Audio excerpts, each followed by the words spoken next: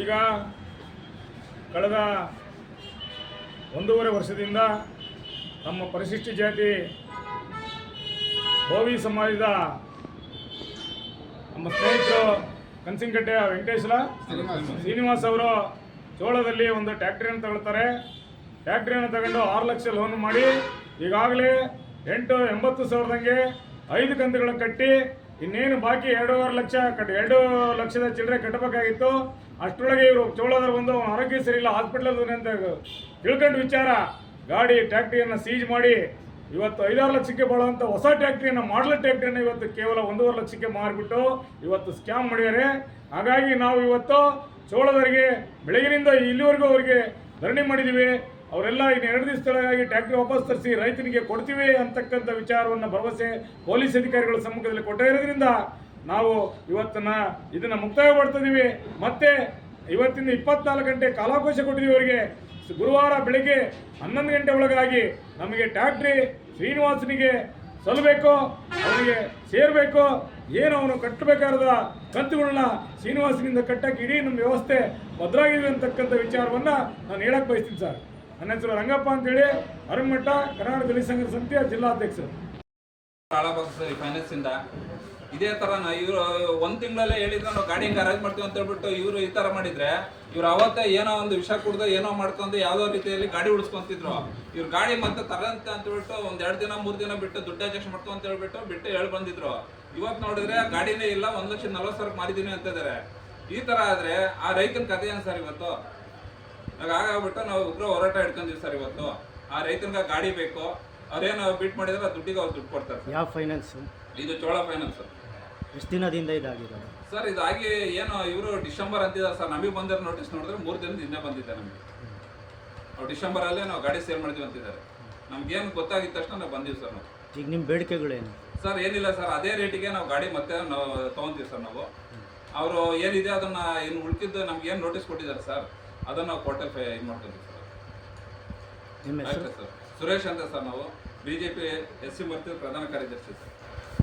ಕನ್ಸಿಕಟ್ಟೆ ಶ್ರೀನಿವಾಸ್ ಅಂತೇಳಿ. ಈ ಥರ ನಾವು ಎಷ್ಟು ಗಾಡಿ ಬಿಡಿಸಿದ್ದೀವಿ, ಅದು 3 ಕಂತು ಕಟ್ಟಿದ್ದೀನಿ. ಒಂದೇ ಕಂತು ಇನ್ನು ಡ್ಯೂ ಆಗಿರೋದು.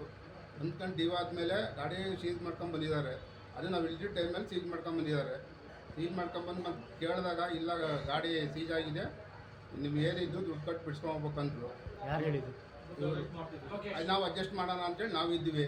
ಅಷ್ಟೊತ್ತಿಗೆ ಏನಾಯ್ತು, ಇಲ್ಲ ನಿಮ್ಗೆ ದುಡ್ಡೇ ಅಲ್ಲಿಗೆ ಸರಿಯಾಗುತ್ತೆ ಅಂತ ಹೇಳಿದ್ರು ಲೊಕೇಶನ್ ಅವರು. ಸರಿಯಾಗಿದ್ದು ಬಿಡು ಅಂತೇಳಿ ನಾವು ಸುಮ್ಮನಾದ್ವಿ. ಈಗ ನೋಡಿದ್ರೆ 1,40,000ಕ್ಕೆ ಏನೋ ಗಾಡಿ ಅರೇಂಜ್ ಆಗಿದೆ ಅಂತೆ. 2 ವರ್ಷದ ಗಾಡಿ. ನಮಗೆ ಲೋನ್ ಆಗಿರೋದು 6 ಲಕ್ಷ ಲೋನ್ ಆಗಿದೆ. ಎಲ್ಲಿ ಲೋನ್ ತೆಗೆದಿದ್ದೆ ನೀವು? ಇದೇ ಫೈನಾನ್ಸಲ್ಲೇ, ಯಾವುದು? ಚೋಳ ಫೈನಾನ್ಸು. ಈಗ ನಾವು ಬಂದು ಕೇಳೋಕೆ ಬಂದಿದ್ದಕ್ಕೆ ಈಗ ನಮಗೆ ಗಾಡಿ ಸೇಲ್ ಆಗಿದೆ, ನಮಗೆ ಅದ್ರ ಬಗ್ಗೆ ಏನು ಮಾಹಿತಿ ಇಲ್ಲ, ಗೊತ್ತಿಲ್ಲ ಅಂತ ಹೇಳ್ತಾ ಇದ್ದಾರೆ. ಎಲ್ಲ ರೋಡಿಜಮ್ ಮಾಡೋಕೆ ಬರ್ತಾ ಇದ್ದಾರೆ ನಮ್ಮ ಮೇಲೆ. ಅದಕ್ಕೆ ನಾವು ಇಲ್ಲೇ ಸ್ಟ್ರೈಕ್ ಮಾಡ್ಕೊಂಡು ಕುತ್ಕೊಂಡಿದ್ದೀವಿ. ನಮಗೆ ನ್ಯಾಯ ಒದಗಿಸ್ಕೊಡ್ರಿ ಅಂತೇಳಿ. ನಮ್ಗೆ ಟ್ಯಾಕ್ಟ್ರಿ ಬೇಕಷ್ಟೇ ಸರ್. ನಾವು ಅದೇ ಏನು ಸೇಲ್ ಆಗಿದೆ ಗಾಡಿ ಅಷ್ಟಕ್ಕೆ ನಾವು ದುಡ್ಡು ಕೊಟ್ಟು ಟ್ಯಾಕ್ಟ್ರಿ ಒಯ್ಯಕ್ಕೆ ನಾವು ರೆಡಿ ಇದ್ದೀವಿ. ಇಷ್ಟೇ ಸರ್. ನಿಮ್ಮ ಹೆಸರು? ಶ್ರೀನಿವಾಸ್ ಅಂತೇಳಿ.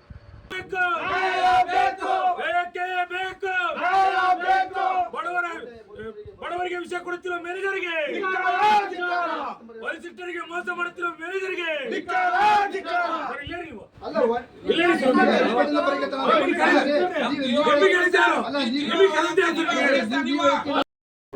5:27 ಬರ್ಬೇಕಲ್ವಾ? 5:27 ಟ್ಯಾಕ್ಟ್ರಿನ 5:30 ಮೇಲೆ ಹೋಗ್ತಾ ಇತ್ತದು. ಯಾಕೆ 1:30 ಮಾಡಿದ್ರಿ? ಅಣ್ಣ ನನಗೆ ಕೊಡೋಣ, 4:30 ತಾಂತೀನಿ. ಈಗ ಫುಲ್ ಕ್ಯಾಶ್ ಕಟ್ತೀನಿ. ನನಗೆ ಬೇಕು ಟ್ಯಾಕ್ಟ್ರಿ. ಯಾವ ಆನ್ಲೈನ್, ಯಾವ ಸುಳಮಗಂದ ಆನ್ಲೈನ್, ಯಾವ ಒಂದು ಟ್ಯಾಕ್ಟ್ರಿ ಅದು? ನಿಮ್ಮ ಅಪ್ಪನ ಟ್ಯಾಕ್ಟ್ರಿ ಇಲ್ಲ ರೀ, ಟ್ಯಾಕ್ಟ್ರಿ ನಿಂದದು. ನೀನ್ ಹೆಂಗೆ 1:30 ಬಿಟ್ ಮಾಡಿದೆ? ನೀನ್ ಹೆಂಗೆ 1:30 ಮಾಡಿದ್ರಿ? ನೀನು 1:30 ಹೆಂಗೆ ಮಾಡಿದ್ರಿ ನೀನು? ಈಗ ನೋಡಪ್ಪ, ಅವ್ರದ್ದೇನು ಡಿಮ್ಯಾಂಡ್ ಗೊತ್ತಾ? ಏನು ನಿಮ್ಮ ಡಾಕ್ಯುಮೆಂಟೇಶನ್ ಮಾಡಿದಿರಲ್ಲ ಅದಕ್ಕೆ ವಿಚಾರಕ್ಕೆ, ಆ ಡಾಕ್ಯುಮೆಂಟೇಶನ್ ಕೊಟ್ಟು ಹೋಗ್ತಾರೆ. ಹೌದು ಸರ್. ಈಗ ನಮ್ಮ ಹತ್ರ ಇರೋದೆಲ್ಲ ಕೊಟ್ಟಿದ್ದೀನಿ ಸರ್. ಏನ್ ಕೊಟ್ಟಿದ್ದೀರಾ? ಇದು ರಿಶುಪಟ್ ಅಕ್ನಾಲಜ್ಮೆಂಟ್ ಕೇಳಿ, ನಿಮ್ಮ ಸೀನಿಯರ್ ಮ್ಯಾನೇಜರ್ ಕೇಳಿ ಮಾತಾಡಿ. ಕೇಳ್ತಿದ್ದಾರೆ ಅವರು. ಅಣ್ಣಯ್ಯ ಸರಿಯಣ್ಣ, ಈಗ 5.5 ಲಕ್ಷ ನಿಮ್ಗೆ ಕಟ್ಬೇಕು ದುಡ್ಡ. ನೀನ್ ಹೆಂಗಣ 1.5 ಲಕ್ಷಕ್ಕೆ ಟ್ಯಾಕ್ಟ್ರಿ ಮಾಡಿದ್ರೆ? ಹೊಸ ಟ್ಯಾಕ್ಟ್ರಿ 7.5 ಲಕ್ಷ ಕಣ ಶೋರೂಮ್ ಅಲ್ಲಿ ಇವತ್ತು. ಹೆಂಗನ 1.5 ಲಕ್ಷಕ್ಕೆ ಮಾಡಿದೀನಿ ನೀನು ಸರ್ ಎಲ್ಲ ಸ್ಕ್ಯಾಮ್ ಎಲ್ಲ ಸ್ಕ್ಯಾಮ್ ಸರ್ ಇವರೇ ಬಿಟ್ಟು ಅಂತ ಹೇಳಿ 1.5 ಲಕ್ಷಕ್ಕೆ ಇವರೇ ಇಟ್ಕೊಳ್ಳೋದು ಮತ್ತೆ ಅವನಿಗೆ ಇವ್ರದ್ದೆಲ್ಲ ಸ್ಕ್ಯಾಮ್ ಇದನ್ನ ಮಾತಂದಿವ್ ಸರ್ ಅದಾಗಿದೆಯಲ್ಲ ಹೋಲ್ಡ್ ಮಾಡಿ ಇವತ್ತೇ ತಗೊಂಡೋಗ್ತೀವಿ ನಾವು ಈಗ ಕೇಳ ಅದೇ ಹರಾಜ್ ಇಲ್ಲೇ ಕೂಗು ಸಾಹೇಬ್ ಎದುರುಗಡೆ 4.5 ಲಕ್ಷ ಕಟ್ಟಿ ಟ್ಯಾಕ್ಟರ್ ತಗೊಂಡ್ತೀನಿ ನಾನು ಸರ್ ಅಷ್ಟೇ ನಾನು 4.5 ಲಕ್ಷ ಈ ಕಟ್ತೀನಿ ಸ್ಪಾಟ್ ಅಲ್ಲಿ ತರ್ಸಮ್ಮ ಟ್ಯಾಕ್ಟ್ರಿ ನಾನು ಹೇಳಿದ್ದೀನಿ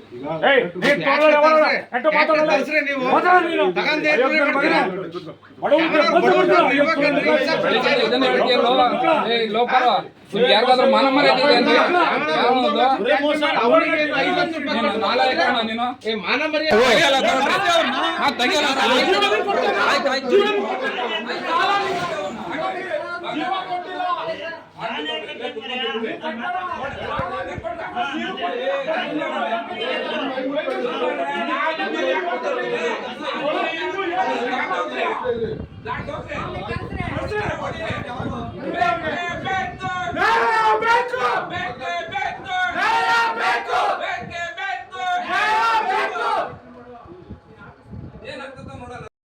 ಗಾಡಿ ತಗೊಂಡ್ರೆ ಅವ್ರು ಏನಂತಾರೆ ಗೊತ್ತಾ ಲಿಖಿತವಾಗಿ ಬರ್ಸ್ಕೊಡ್ರಿ ಅದ್ರದ್ದು ಇದು ಅಂತ ಬಿಟ್ಟು ನಮ್ಮ ಬೇಡಿಕೆ ಏನ್ ಗೊತ್ತೇನ ಹರಾಜ್ ಮಾಡಿದಿರಲ್ಲ ಇದು ಗಾಡಿ 6 ಲಕ್ಷದ ಗಾಡಿ ಇವ್ರು ಎಷ್ಟು ಹರಾಜ್ ಮಾಡಿದಾರೆ ಗೊತ್ತಾ ಇವರು 1,40,000 ಮಾಡಿದ್ದಾರೆ 1.5 ವರ್ಷದ್ದು.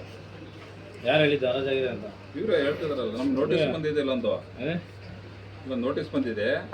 ಆ ನೋಟಿಸ್ ಅಲ್ಲಿ ಏನಿದೆ ಈ ಮೊನ್ನೆ ಇದಕ್ಕೆ ನವೆಂಬರ್ ಕಳಿಸಿದ್ರೆ ಡಿಸೆಂಬರ್ ಅಲ್ಲದು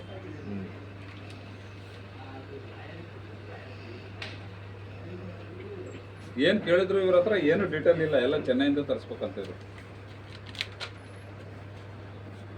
4,43,663 ಕಟ್ಟಬೇಕು ಪೇಮೆಂಟ್. ಈಗ 1.5 ಲಕ್ಷಕ್ಕೆ ಹಾಕಿರಿ ಇವ್ರಿಗೇನು ಬಂತು ಲಾಭ ಅದೇನಿಲ್ಲ. ಅವ್ರಿಗೆ ಬೇಕಾದ್ರೆ ಯಾರಿಗಾದ್ರೂ ಕೊಟ್ಟು ಬಂದಿರ್ತಾರೆ ಇವರು. ಅಲ್ಲ ಕಮ್ಮಿ ರೇಟಿಗೆ ಅವ್ರಿಗೆ ಯಾರಿಗೆ ಬೇಕಾ ಅವ್ರಿಗೆ ಕೊಟ್ಕೊತಾರೆ ಕಮ್ಮಿ ರೇಟಿಗೆ.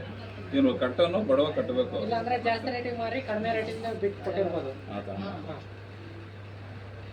ಅದಕ್ಕೆ ಅವ್ನು ಏನು ಪಾರ್ಟಿ ಇದನ್ನು ವಜನ ಪಟ್ಟಿ ಗಾಡಿ ಅಷ್ಟೇ ರೇಟಿಗೆ ನಾವು ತೊಗೊಂತೀವಿ. ಯಾಕಂದ್ರೆ ನಮ್ಗೆ ವಿಚಾರ ನಮ್ಗೆ ಏನು ಬಿಡಿಸಿಲ್ಲ. ನಾನು ತೊಗೊಂತೀನಿ.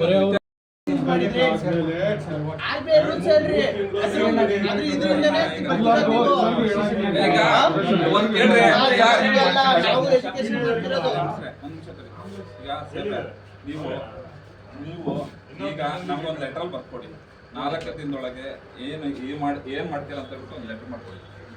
ಯಾಕಂತ ಇದು ನಮಗೆ ಇವತ್ತಿನ ದಿನ ಹೆಂಗಿದೆ, ಯಾರು ನಾಳೆ ಟ್ರಾನ್ಸ್ಫರ್ ಆಗ್ತಾರೆ, ಯಾರು ಇದ್ರ ಬಗ್ಗೆ ಐಡಿಯಾ ಇರುತ್ತೆ ಅಂತ ಗೊತ್ತಿಲ್ಲ. ನಮ್ಗೊಂದು ಇದು ಮಾಡ್ಕೊಡ್ರಿ, ನಾವು ಹೋಗ್ತೀವಿ. ಯಾಕಂದ್ರೆ ನಮಗೆ ನ್ಯಾಯ ಸಿಗುತ್ತೆ ಅನ್ನೋದು ಒಂದು ಅನುಕಂಪದ ಮೇಲೆ ಹೋಗ್ತೀವಿ. 4 ದಿನ ನಾವು ನೀವು ಹೋದ್ರಲ್ಲಪ್ಪ ನಾವು ಹೇಳಿ ಕಳಿಸಿದೀವಿ, ಮತ್ತೊಂದು ಇನ್ನೊಂದು ಆಗಲ್ಲ ಅಂತ ಹೇಳಿ ಕಳಿಸಿದ್ರ ಅಂತ ನಾವೇನು ಮಾಡೋಣ? 4 ದಿನಕ್ಕೆ ಅದೇ ಪ್ರಶ್ನೆ ಮನೆ ಹತ್ರ ಬಂದು ಹೋಗ್ತಿದ್ದಾರೆ.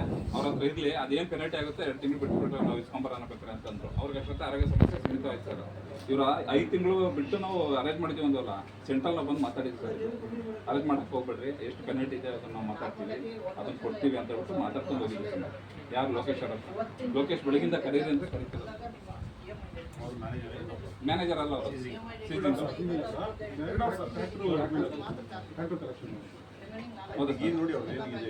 ಇದು ಹೇಳ್ತೀನಿ ಸರ್. ಇದು ಒಂದು ನಿಮಿಷ ಇರಪ್ಪ, ನೀನು ಮುಗ್ದೋಗಿದೆ ಸುಮ್ಮನಿರಪ್ಪ. ಈ ನೋಟಿಸ್ ಬಂದಿದೆಯಲ್ಲ 4 ತಿಂಗಳು ಲೇಟ್ ಆಗಿ ಕಳಿಸಿದೆ ಅಂತಲ್ಲ ಸರ್. ಬಂದಿರೋದು ನಮ್ಗೆ ಮೊನ್ನೆ ಬಂದಿದೆ ಸರ್. ಬಂದಿದ ತಕ್ಷಣ ನಾವು ಬಂದಿದ್ದೀವಿ ಸರ್. ಇವರು ಸೇಲ್ ಮಾಡಬೇಕು ನಮ್ಗೆ ಕಳಿಸಿಲ್ಲ ಸರ್. ಇದು ಬರೋದಾದ್ರೆ ನಮ್ಗೆ ಇವ್ರ ಹತ್ರ ಇದ್ದಿದ್ರೆ ಇವ್ರಿಗೆ ಕೊಟ್ಟರೆ ಅಂದ್ರೆ ಕೊಡ್ತಿಲ್ಲ ಸರ್. ಬೆಳಗಿಂದ ಅದನ್ನೇ ಕೇಳ್ತಿದ್ವಿ.